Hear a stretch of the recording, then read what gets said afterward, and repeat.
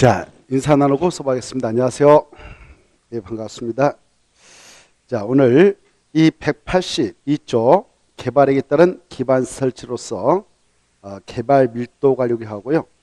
그 다음에 넘어가서 보시면 185쪽 기반설 부담계 나오죠. 이 두 파트를 살펴보고 그 다음에 국토개발을 마무리 지은 다음에 도시개발법을 좀 하겠습니다. 자, 그러면 182쪽을 한번 보십시다. 182쪽 보시면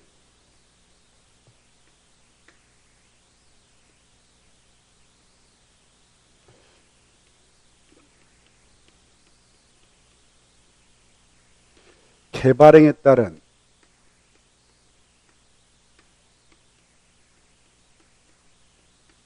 기반시설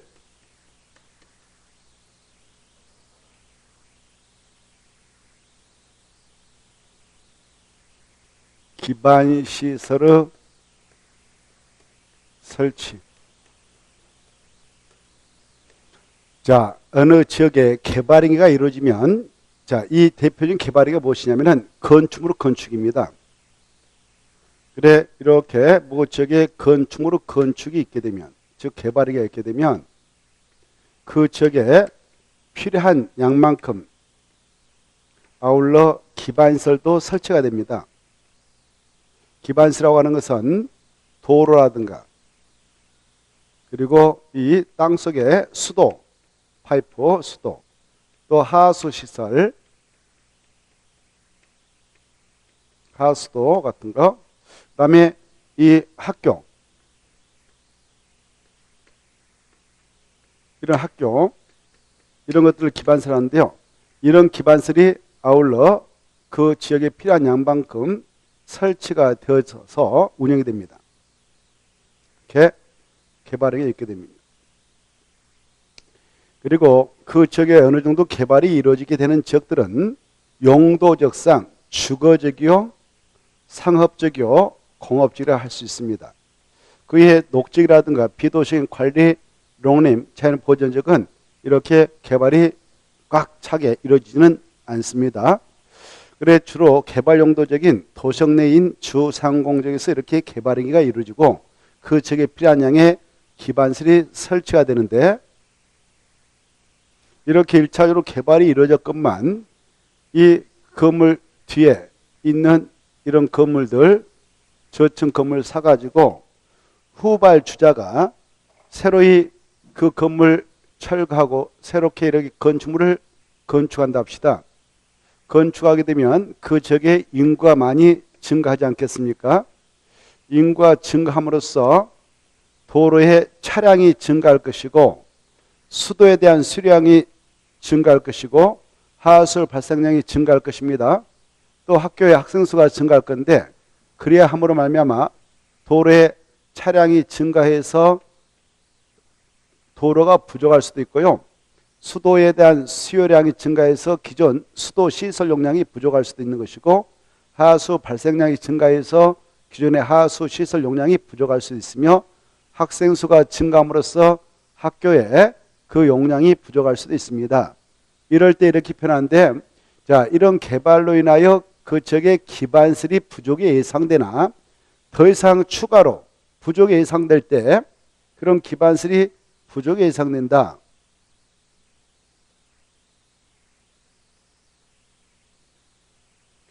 이런 기반시설이 부족이 예상된다. 기반시설 부족이 예상되면 그 부족한 기반시설을 해결하는 방법 두 가지 있습니다.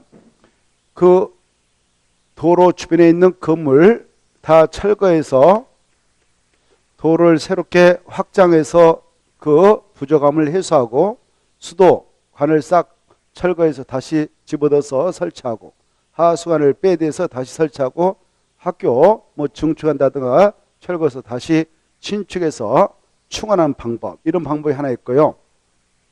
또 하나, 자, 후발 주자들 건물 크게 못 짓도록 규제해서 그 지역의 인구수 증가를 감속해서 기존에 있는 도로, 수도, 하수 시설, 학교가 부족함 없이 운영되도록 하는 것이 또 하나의 방법일 겁니다. 이때 바로 전자의 방법을 선택하면 건물을 철거해야 하는 문제가 수반되므로 엄청난 보상금이 나가야 됩니다. 그러면 공적 자금이 많이 나가고 건축물 도로변에 있는 거 다 철거함으로써 경제의 손실이 크지 않겠습니까? 그래서 후자의 방법으로 이 지역을 관리해야 할 때 그 지역에다가 이 건축물을 크게 건축하지 못하도록 규제를 할 필요가 있다. 그럴 때 지정하는 것이 바로 개발 밀도 관리구역이라 하겠습니다. 개발 밀도 관리구역은 그럴 때 지정합니다.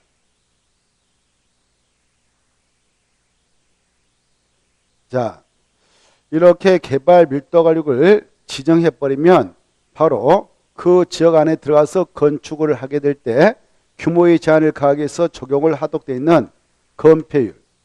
이 건폐라는 것은 대지 면적에 대한 건축 면적의 비율로서 건축 면적의 크기를 규제하는 것이고요. 용적률이란 바로 대지 면적에 대한 연면적의 비율로서 연면적의 크기를 규제하자는 건데 이걸 강화하는 효과가 있도록 하기 위해서 지정을 하게 되는 것이 개발 밀도 관리구역인데 이때 이 강화가 있게 되면 건폐율 용적률이 강화 적용이 있게 되면 기존에 이 구역을 개발 밀도 관리구역을 이 지역에 지정하기 전에는 이 대지에다가 예컨대 건축물을 크게 건축할 수 있었다 하더라도 바로 이 개발 밀도 관리구역이 지정된 후에 들어가서 건축할 때는 이 건폐율과 용률이 강화되므로 건축물의 크기는 훨씬 줄어들게 하는 효과가 있을 것입니다. 특히 이 개발 밀도 관리구역 지정고시가 있게 되면 그 용도 지역에 주상공지역이라고 하는 그 용도 지역에 적용되고 있는 용적률의 경우 50%까지 강화 적용이 되도록 법에 명시적 규정을 두고 있습니다. 그 용적률을 50% 강화 적용하게 된다는 것은 이 개발 밀도 관리구역을 지정하기 전까지만 하더라도 이 건축물을 건축하게 될 때 50층짜리 건축물을 건축할 수 있는 대지였다 하더라도 이 개발 밀도 관리구역이 지정돼 버리면 그 대지에 적용되고 있는 용적률이 50% 강화되기 때문에 50층의 절반인 25층 이하로만 건축해야 하는 효과가 있게 되고 그리고 건물의 크기가 줄어들게 하는 효과가 있어서 그 구역에 인구 증가율을 잡아갈 수 있는 그런 방법이 개발 밀도 관리구역 지정을 하겠습니다. 그래서 기존의 기반설이 부족함이 없이 운영될 수 있도록 하기 위해서 지정한 것을 개발 밀도 관리구역을 합니다. 이러한 개발 밀도 관리구역은 바로 주로 개발이 1차적으로 이루어진 주로 시내에다 지정을 할 수 있는 것이고 이미 개발이 이루어진 기개발 지역에다 지정한다 이렇게 이해를 하십시오. 그리고 지정할 수 있는 용도적은 주거적, 상업적, 공업적으로 한정한다. 녹지 관리, 농림, 자연 보존은 정한 아니다. 이렇게 좀 이해하시고 이런 개발 밀도 관리구역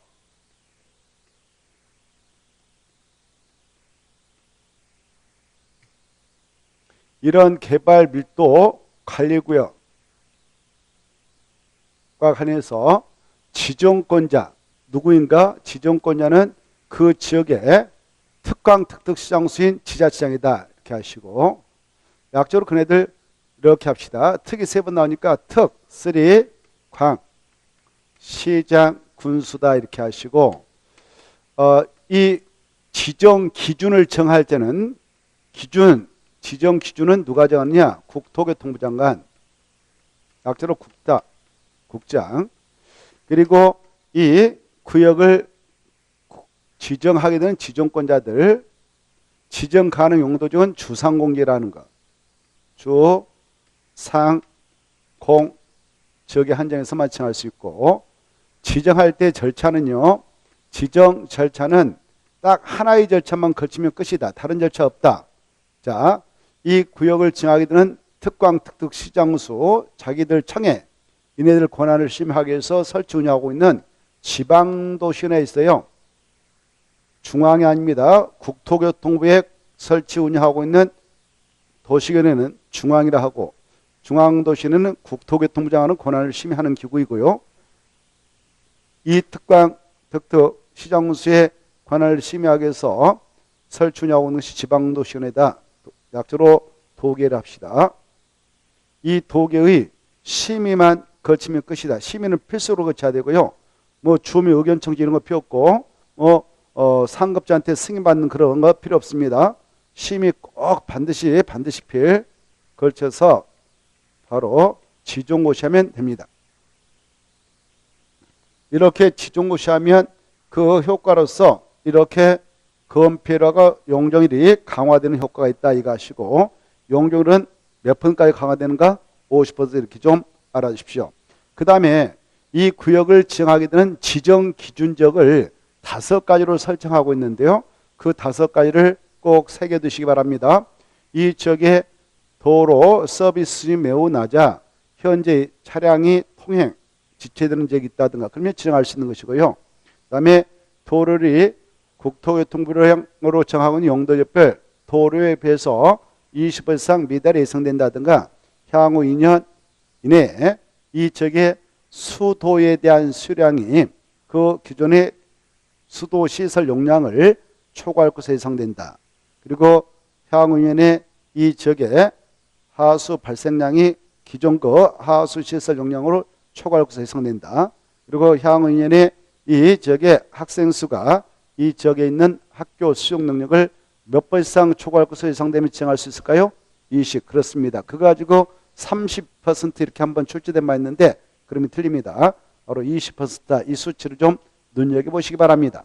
그 다음에 이 개발 밀도 관력을 정하게 될 때는 이 건폐율과 용적률이 강화되는 구역인 만큼 누구나 이적이 못하도록 이 도로면 도로, 하천이면 하천, 특색 있는 지형 지물을 이용해서 경계선을 정확하게 설정해서 지정고시를 하게 돼 있고요.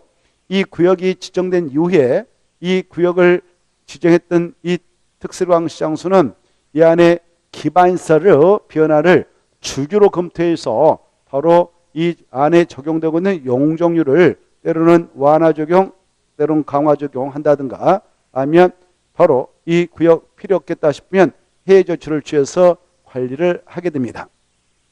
자, 이때 개발 밀도 관리할 때 미리 빽빽한 밀이니까 개발행위가 빽빽하게 들어서는 정도를 관리하겠다, 즉 규제하겠다 해서 정시 개발 밀도 관리 지정이다 이렇게 하시고, 이 개발 밀도 관리 구역은 이와 같이 개발에 따른 기반 설치가 곤란한 지역에 따라 지정한다 했습니다. 곤란한 지역, 곤란한 지역에 따라 지정한 게 뭐냐 그러면 개발 밀도 관리다 이렇게 좀 짝짓게 해서 알아주시고,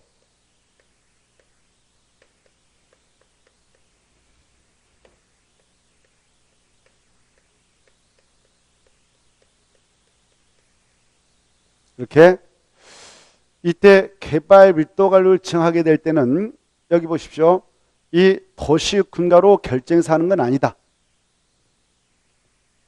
도시 군 관리 계획 결정을 통해서 하는 내용에 들어간다 안 들어간다?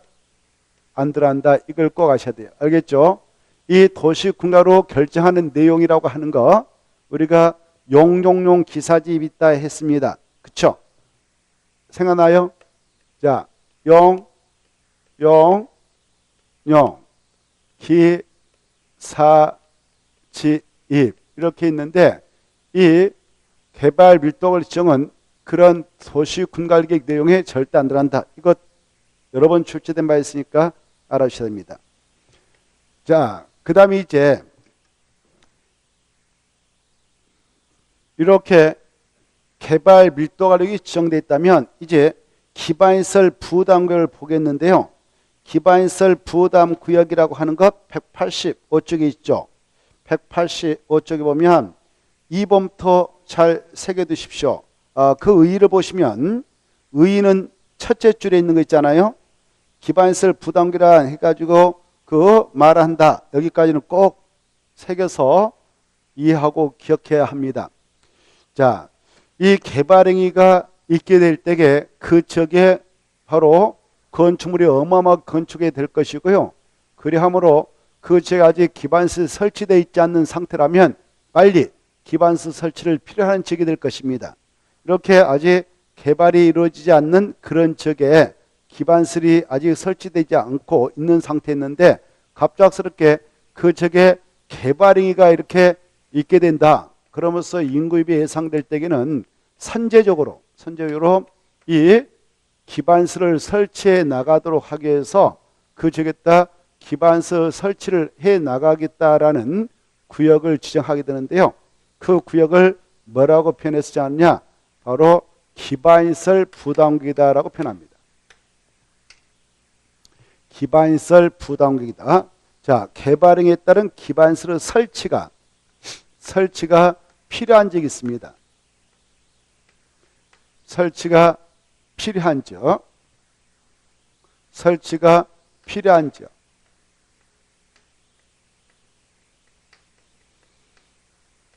필요한 적에다 지정을 해 나가는 것이 기반시설 부담구역이라는 게 있습니다. 이 기반시설 부담구역은 꼭 출제가 되니까 잘 체크해 두십시오. 기반시설 부담구역의 지정. 이거. 자, 이렇게 개발행위가 맡게 되면 그 지역에 기반 설치가 필요할 때 꼭 지정을 해서 관리하게 되는 것이 기반시설 부담구역이다. 이렇게. 이 기반시설 부담구역의 뜻은 알아두실 필요가 있어요. 자, 이 기반시설 부담구역은 이렇게 이미 시내 어느 정도 개발이 이루어진 지역에 또 기반시설 설치가 이미 되어 있는 지역에다 지정을 해놓게 되는 것이 개발 밀도 관리구역이라면 이 개발 밀도 관리구역 안에는 이 기반시설 부담구역을 정할 수 없습니다. 이 기반시설 부담구역이라고 하는 것은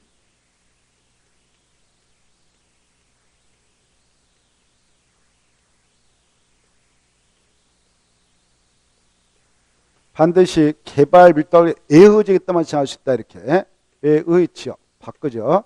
그래 애의 지역에다가 지정을 하게 됩니다. 애의 지역. 그래서 이 기반시설 부담구역하고 개발 밀도는 같은 지역의 중복, 중첩 지정할 수 없다. 이걸 꼭 이해해 주시고 주로 이 기반시설 부담구역은 어디다 지정을 하게 되냐? 개발 밀도가 애의 지역인데 이렇게 개발이 있게 됨으로써 그 지역에 빨리 이렇게 봐보세요. 이 지역이 원래 허벌판이었습니다. 그래서 도로도 뭐 이렇게 별로 안 좋은 도로가 있었고요. 주변에는 거의 전답이 있었어요. 임야 같은 거. 그랬던 지역에 갑작스럽게 사정이 발생했습니다. 어떻게 발생했냐? 개발행위가 집중되는 쪽으로 건축행위인 개발행위가 바로 집중되게 되는 지역으로 바뀌었습니다. 집중되게 되는 지역.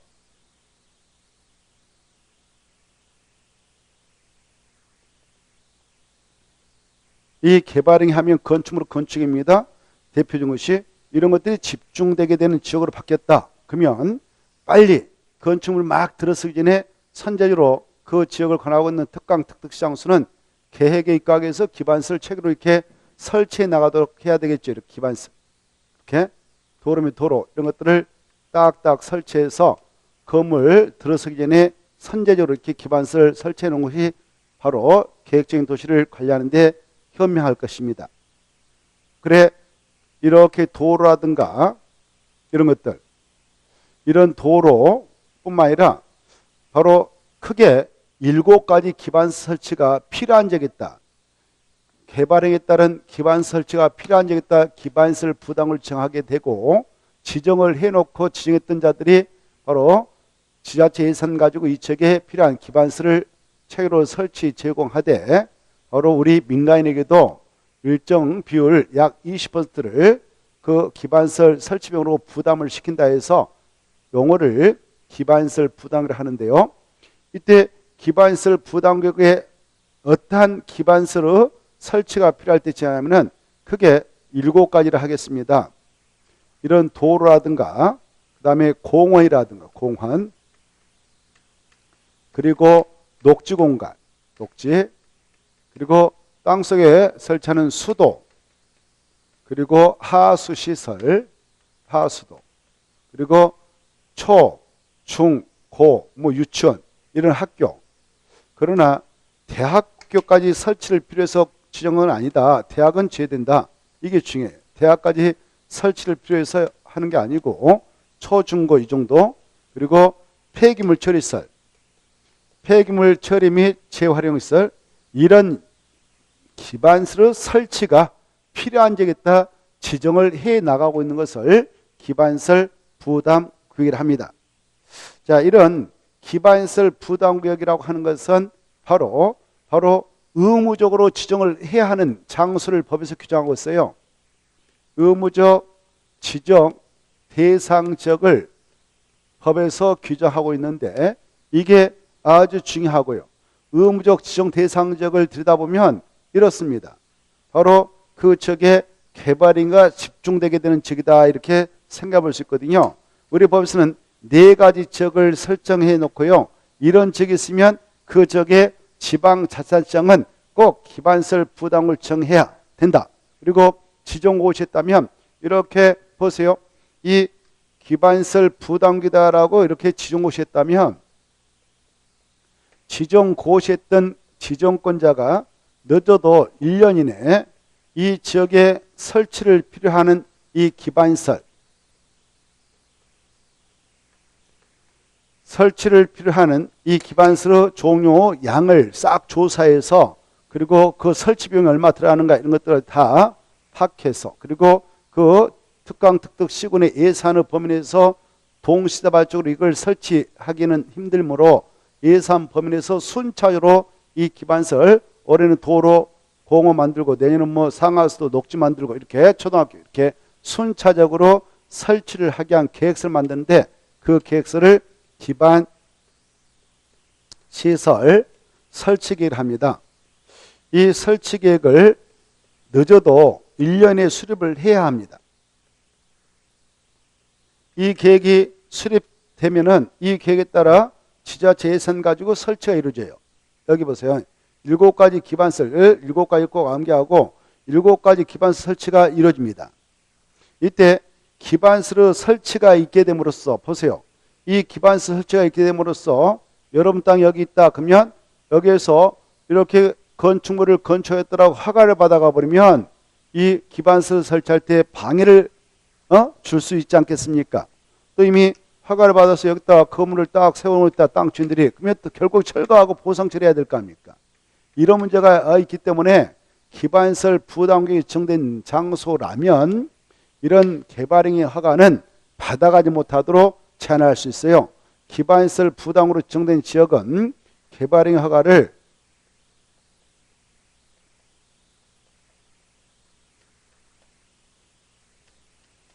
받아가지 못하도록 제한할 수 있는 지역이 되는데요.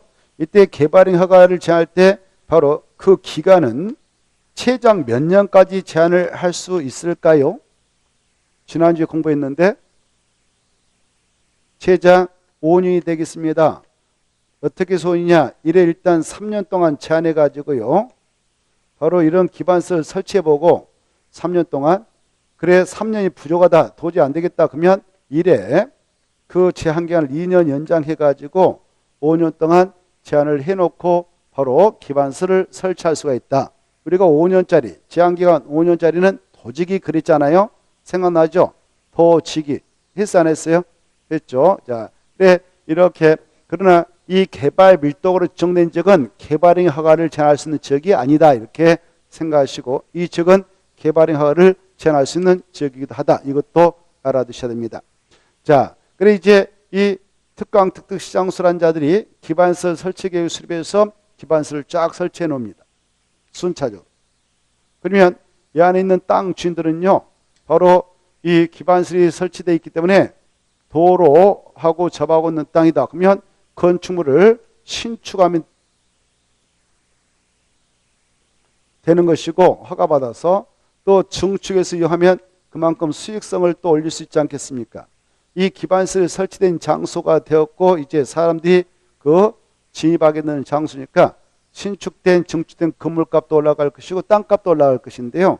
이런 민간인에게 우리 법에서는 이 설치 비용의 20%까지 바로 기반시설 설치 비용을 부담케 할 수 있습니다. 그래 이렇게 우리 민간인에게도 몇 번까지 부담케 할 수 있다고요? 20. 바로 특강 특특시장수는 지자체 예산 감안해서 때로는 가감을 더 할 수도 있어요. 플러스 마이너스 할 수 있는데 25% 이내에 번에서 가감까지 할 수도 있어요. 이런 기반시설 설치 비용을 우리 민간에게도 부담케 합니다. 우리 민간이 저 안에 들어가서 바로 신축과 증축 200제곱미터를 초과하는 신축과 증축을 할 때만 이 설치 비용을 부담하게끔 하게 되어 있습니다.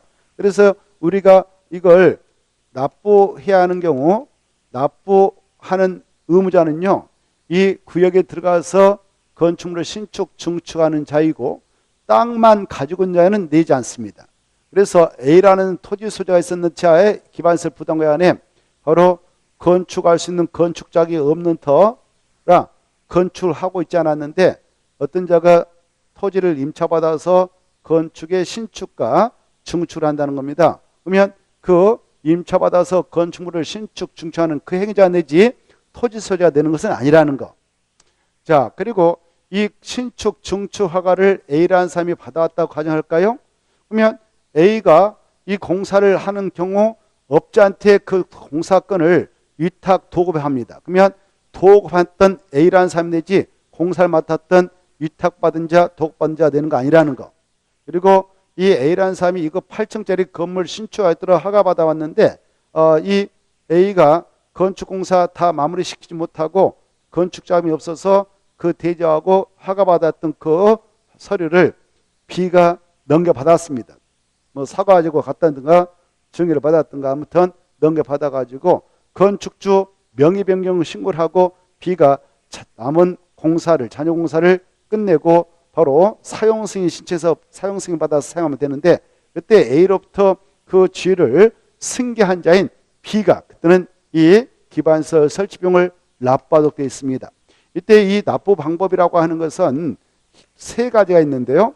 현금도 가능하고 그리고 카드도 가능하고 그다음에 이거 둘 다 없다면 저 기반시설 부담기관에 있는 토지를 대신 내도 됩니까? 라고 그 신청해서 그렇게 해도 됩니다라고 인정받으면 토지로 내도 되는데요. 이걸 물납이랍니다. 물납도 인정받을 수 있다 이렇게 좀 아시고 이 것들 납부할 때요. 이 신축 증축가 됐던 특강 특특시장수가 오늘 허가 내줬다 그러면 그날부터 2개월 내에 바로 계산서를 작성해서 이 납부의무자한테 부과에 들어갑니다. 부과에 들어가면 납부 의무자는 바로 이 신축 증축공사 끝나고 나서 이 건축물을 사용하려면 사용승인 신청해서 사용승인 받아야 사용할 수 있는데 그때 납부 시기는 사용승인 신청 시까지는 내야 된다 이렇게 알아두시고 그리고 여기에서 자 기반시설 설치 비용을 우리 민간이 냈다면 그 돈은 여기 기반시설 설치하는 데 사용해야 되지 다른 지역에 기반시설 설치할 때에 사용해서는 아니 되고 만약 여기서 사용하고도 남은 잔액이 있다면 그 잔액도 이 기반시설 부담격 안에 있는 이 기반시설하고 밖에 있는 기반시설을 연계하는 데다 써야 되지 다른 데다 써서는 안 된다 이렇게 알아주십시오. 연계됐다 써야 됩니다. 자, 이런 내용으로 이 기반시설 부담구역이 구성되어 있습니다. 자, 다시 이 기반시설 부담구역의 의무적 추정 대상적은 중요하니까 다시 한번 체크해 봅시다. 어떤 지역이 있다면 그 지역의 지자체인 특강 특특시장수는 이 기반시설 부담구역을 의무적으로 지정해야 되는가 그 내용이 185쪽 있죠. 185쪽에 박스 안에 동그라미 1번, 2번 기억 니은이 그것입니다. 그래서 동그라미 1번, 2번 기억 니은 있잖아요. 이때 여기 봐봐. 3번을 지워버리고 기억 니은도 지워버리고 기억자리에다가 3을 쓰고 니은자리에다가 4를 써서 네 가지 지역이 있다 이렇게 좀 알아주십시오. 첫째 보면 이 지역의 개발인가 집중되게 된 지역을 지금 우리 법에서 지정 대상지로 설정하고 있는데요. 이 지역에 적용되게 되는 법령이 새롭게 개정됨으로써 행위자안이 여러 가지 개발 행위자안이 바로 완화되었거나 또 해제되게 되는 지역이 있다. 그러면 개발행위가 집중되겠죠. 이거 완화 해제. 강화되면 개발행위가 집중되지 않을 겁니다. 그때는 지정을 해야 할 의무대상지역은 아닙니다. 두 번째를 잘 또 새겨두셔야겠는데, 두 번째 보면 자, 이 법 또는 다른 법령에 따라 지정된 용도지역 등이, 이 용도지역 등이라고 하는 것은 용도구역 등을 말해요. 이런 것들이 바로 변경되었거나 변경 또는 해제됐다. 그래서 바로 행위자안이 완화되는 쪽으로 돼버렸다. 그 지역이. 그러면 개발행위가 집중되지 않겠습니까? 이게 2번은 좀 이해를 좀 해둘 필요가 있어요. 거기다 이해 이렇게 써놓으세요. 이건 암기사항이 아니고 이해사항인데요. 자, 이 지역 봐보세요. 원래 이 지역의 땅은 보세요. 이 땅이 원래 생산관리지역이었다 합시다. 생산관리지역이었다 이 지역이. 그러면 이 생산관리지역은 보존성이 생산관리지역은 보존성이 아주 센 땅에서 개발하기 쉽지 않아요. 또 개발이 이루어진다 해도 건폐율 최대 20% 이하, 용적률 최대 바로 80% 이하밖에 안 되죠. 또 허용되는 건축물 4층 이하밖에 못 줍니다. 아파트는 질 수 없는 지역이죠. 자, 그런데 말입니다. 이 생산관리지역이 오늘부로 도시군관리계획 결정호시를 통해서 변경을 해버렸습니다. 용도지역을 제2종 일반 주거지역이다라고. 그러면 이 생산관리지역이 제2종 일반 주거로 용도지역이 변경되면 엄청난 행위자안이 완화된 쪽으로 변경된 것입니다. 그러면 이 지역에 있는 땅은 바로 중층주택 중심으로 편리한 주거환경을 조성하고자 하여 지정된 것이 2종 일반 주거지이기 때문에 중층주택이라고 하는 바로 5층부터 29층의 아파트가 막 들어설 수 있는 땅이 되어서 개발행위가 집중될 것이고, 아파트 건설해서 막 땅 사가지고 아파트 여기저기다 지고 난리칠 겁니다. 그러면 기반설이 아직 채로 구축되지 않는 상태일 때는 문제가 되지 않겠습니까? 그래서 이 기반설 채로 깔아야 할 대상지역이 되었으므로 이제 함부로 이런 개발행위 받아갈 수 없습니다라고 제한도 해버리고, 개발행위가 제한도 해버리고 딱 지정을 해놓을 수가 있어요. 그리고 해야 합니다. 행위자안이 완화되고 그러면 해제되면 용도지역 등 변경됨으로써, 또 변경되거나 해제됨으로써 행위자안이 완화된 쪽으로 되었으면 개발행위가 분명 집중되니까 그때는 기반설 부담금을 의무로 지정해서 관리해야 한다는 거. 그리고요, 자, 근데 반대로 이 땅이 원래 주거지역이었어요. 이 전체 땅이 뭐 주거지역은 제1종, 2종 전용 주거지역, 1, 2, 3종 일반 주거지역, 준주거지역 있잖아요. 이 주거지역 땅이 만약 전체로 자연환경 보호전으로 자연환경 보호전적으로 용도지역이 변경됐다. 자연환경 보호전. 그러면 용도지역이 변경되긴 변경되는데 행위자안이 강화된 쪽으로 변경되게 됩니까? 완화된 쪽으로 변경되게 됩니까? 강화되죠. 그렇죠. 그러면 개발행위가 집중될 리 만만하니까 그때는 지정해야 할 필요성이 없죠. 자, 그거 이해하시고 그 다음에 보세요. 자, 이게 자연환경 보존제 아니고 오늘 아까 생산관리였던 땅이 2종 일반주로 변경됨으로써 어마어마하게 개발행위가 집중되고 도로는 이렇게 엉망인데 도로 주변에 아파트가 막 들었으면 시가화가 무질서하게 이루어지겠습니까? 질서 있게 이루어지겠습니까? 무질서하게 이루어지겠죠.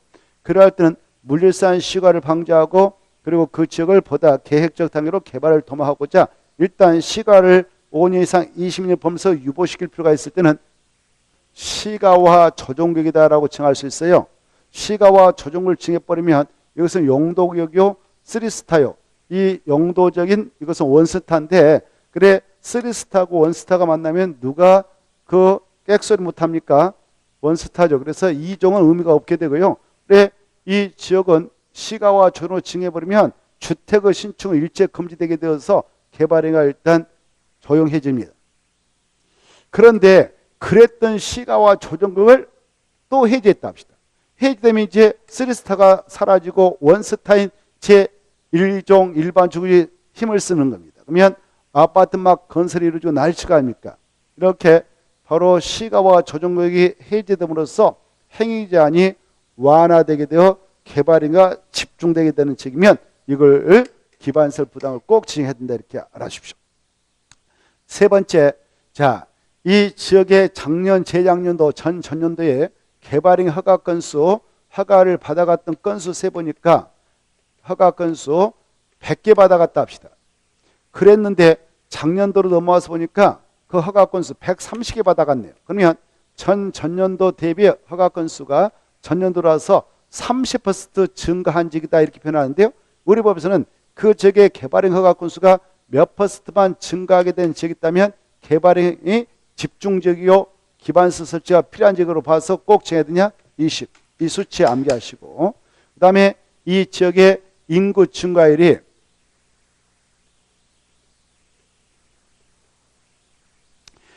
바로 작년도, 전년도 인구 증가율이 그 지역에 속해 있는 그 시라든가 군, 그 지자체 전체 인구 증가율 대비 몇 퍼센트가 높은 지역이 되면 기반시설 부담을 의무로 증을 해 나가도 하고 있는가?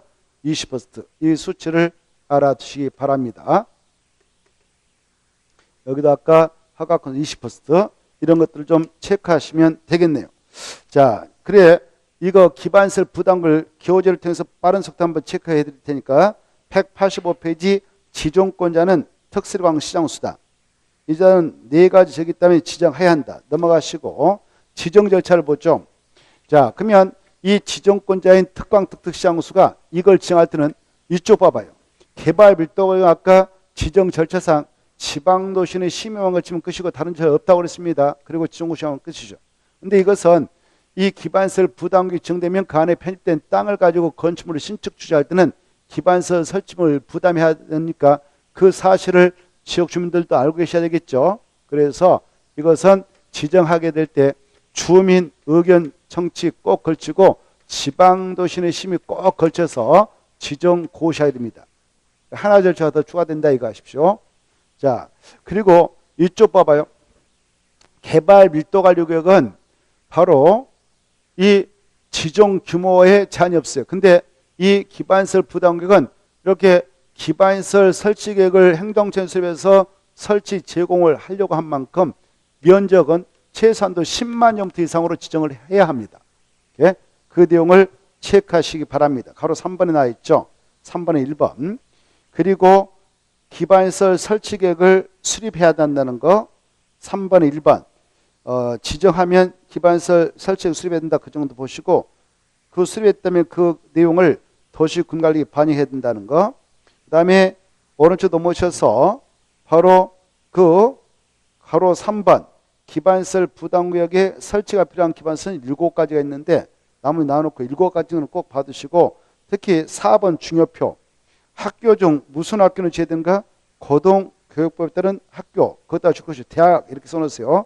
그거 대학인데 대학은 이 안에 설치를 필요한 기반시설에 속하지 않는다. 가로 4번 1년 다음날 해제 꼭 받으시고 그 다음에 넘어가서 보시면 기반시설 설치비용에서 가로 1번 부가대상 아까 말씀드렸으니까 신축 중축 200점 초과하는 신축 중축할 때 낸다.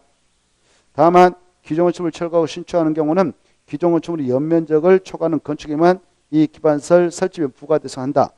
그리고 오른쪽 넘어오셔서 바로 통과하고요. 그 다음에 190페이지 가로 4번 첼로 밑에 민간 부담률은 20%가 원칙이나 25%까지 가감할 수 있다. 오른쪽 넘어오셔서 자, 그 마지막에 가로 4번 하나 읽어보세요. 이 특광 특특시장수는 기반시설 부담격을 수립하게 되는데요. 기반시설 부담격을 수립하게 될 때에는 주민 의견 꼭 드려야 된다는 거. 그 다음에 지방도시는 심의 꼭 걸쳐서 수립하게 됩니다.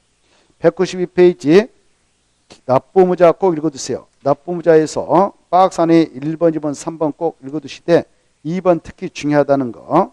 그 다음에 오른쪽 넘어오셔서 193페이지 193페이지 보기에는 192페이지 가로 2번 부가시기 아까 했죠. 이 특광 특특시장수는 그 하가 내줬다. 아니면 승인 내줬다. 그러면 그날부터 이견의 기반서 설치비를 부과해야 된다는 것.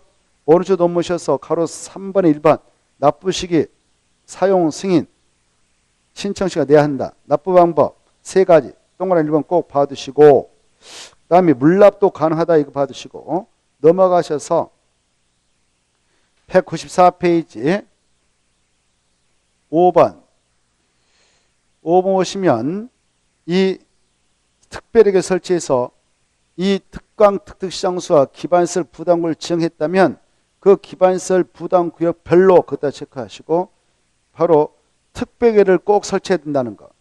이 안에 아까 7가지 기반시설 설치할 때 엄청난 돈이 들어갑니다. 예산 들어가겠죠.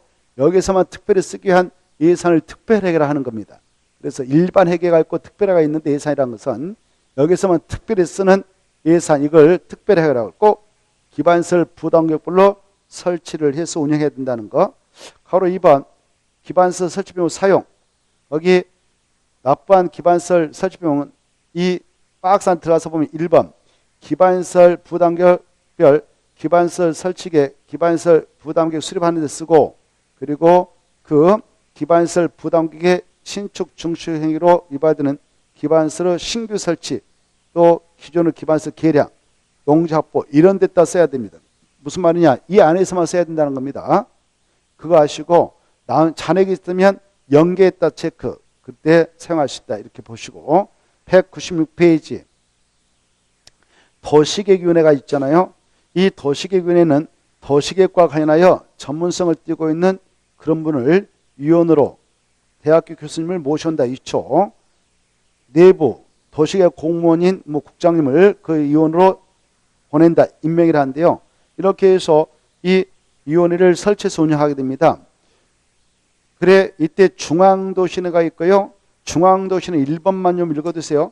중앙도시는 국토교통부에 두고 있는 바 뭐하는 역할을 하느냐. 동그라미 1번 국토교통부 장관의 권한에 속하는 사항을 심의하는 역할을 하고요. 넘어가서 보시면 198페이지 지방도시위원회는 시도하고 시군구의 도시위원회를 묶어서 지방도시위원회를 합니다. 이 시도 지방도시위원회는 바로 시도에 설치해서 운영하고 있는데 어떤 역할을 하느냐. 박스 안에 들어가서 보니까 동그라미 1번 끝에 시도사의 권한에 속하는 사항을 마지막 심의한다. 그리고 동그라미 2번 바로 시도사에 위임된 동그라미 3번 시도사가 자본한 사항에 대한 조언도 해준다. 2번 시군구 도시교는 시장군수 구청장에 근무하는 청에 두고 있는데요. 이것은 또 어떤 역할을 하냐. 동그라미 1번 끝에 시장군수 구청장의 그런 사항을 심의한다. 그리고 동그라미 2번 그 시장군수 구청장이 자문한 사항에 대한 조언도 해주는 역할을 한다. 이 정도만 참고로 봐두세요. 넘어가시고 200페이지를 보시면은 자 시범도시 지정이 나오죠. 시범도시 지정은 국토개법에 근거해서 지정을 하는데 국토교통부 장관이 지정을 하고 있다는 거 봐두시고 201페이지 보시면 이 201페이지 보면 시범도시를 지정하기에 앞서서 공모를 해서 응모하게 할 수 있어요. 가로 4번 이 국토교통부 장관은 직접 시범도시를 지정함에 있어서 필요한 경우 그 대상이 되는 도시를 공모할 수 있는데 공모에 응모할 수 있는 자는 특광, 특특, 시정수 구청장을 한다는 것. 그리고 밑에 가로 5번 시범도시가 지정되면 국토교통부 장관에 의해서 지정이 되는데 지정된 그 시범도시 관할은 특광, 특특, 시정수 구청장은 시범도시 사업 시행에 관한 계획인 시범도시 사업계획을 수립 시행해야 된다는 것. 이 정도 보시고 이때 동그라미 2번 밑에 보면 시범도시 사업계획을 수립하고자 할 때는 미리 설문조사 열람 등을 통해서 주민 의견 꼭 드려야 된다는 것. 넘어가시고 넘어가서 보시면 제2절 토지의 출입 등이 나와 있죠. 이것은 우리가 도시 군계획 시설 사업 시행할 때에 시행자 보호 규정을 체크하면서 이 내용도 아울러 체크한 바 있습니다. 그래서 이것은 여러분이 체크를 해보셔요. 우리가 140 바로 9페이지에서 보았거든요. 140페이지가 아니라 150페이지에서 보았습니다.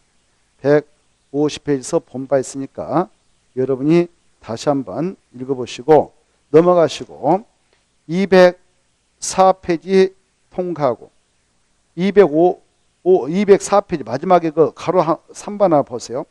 청문 대상. 이게 종종 출제가 됩니다. 그래 청문회에서 국장, 구청장은 다음 어느 하나에 해당한 그 처분을 내리고자 할 때는 청문을 꼭 실시해서 상대방의 억울한 사연을 미리 들어줘야 되는데요. 어떤 처분을 할 때냐? 어느 쪽에 박스에다 공부하기 써놓으세요. 청문 실시 대상 3개. 청문 실시 대상은 3개가 있다 이렇게. 자, 이 청문 실시 대상을 보면은 공통된 처분이 있죠. 취소했다 동그라미 칩니다. 청문 실시 의무 대상을 보면 다 취소 처분이 취소. 취소가 꼭 보여야 청문 대상이 된다는 거. 이 취소가 안 보이면 절대 국토개법상 청문 실시 대상 아니라는 거. 근데 취소가 바로 어떤 취소일 때만 청문을 실시하느냐? 그 개발인의 허가 취소, 그 다음에 인가 취소, 실식 인가, 그 다음에 시행자 지정 취소. 3가지 있다. 체크를 해야 합니다. 허가, 시행자 지정, 인가. 허가, 인가, 시행자 지정 취소. 이렇게 3가지를 꼭 암기하시고, 뭐 도시 군계 승인 취소, 또 광역 도시계 승인 취소. 이건 청문 대상 아니에요. 뭐뭐뭐 승인 취소 이런 것은 청문 대상 아니다. 이걸 주의하시고, 뭐 지구 단위 객구역 지정 취소 뭐 이렇게 무슨 구역의 지정 취소 이런 것들은 청문 대상이 아니니까 주의를 요한다 하겠습니다. 3가지 꼭 알아두셔야 돼요. 자, 그 다음에 밑에 벌칙이 나오죠. 행정형벌로서 그 3년 이하의 징역 또는 3천만 원의 벌금형 2개 있습니다. 개발인 허가대상 허가 안 받고 개발인 한 자, 시가 중에서 허가대상 허가 안 받고 한 자, 다르게 한 자들. 이번 자 이때는 3년 이하의 징역 또는 3천만 원을 범죄하죠. 이거하고 가로 3번하고 좀 비교해서 알아주셔야 돼요. 2년 이하의 징역 또는 2천만 원의 범죄하는 것은 3가지 있다. 그거 3가지 다 했으니까 읽어보시고 넘어가서 보시면 과태료가 나오죠. 이 1,000만 원의 과태료 4개, 500만 원의 과태료 2개 이런 것들은 우리가 요소에서 한 바 있으니까 한번 좀 읽어보십시오. 잠시 쉬었다가 제2편 도시개발법을 살펴보도록 하겠습니다. 쉬었다 하죠.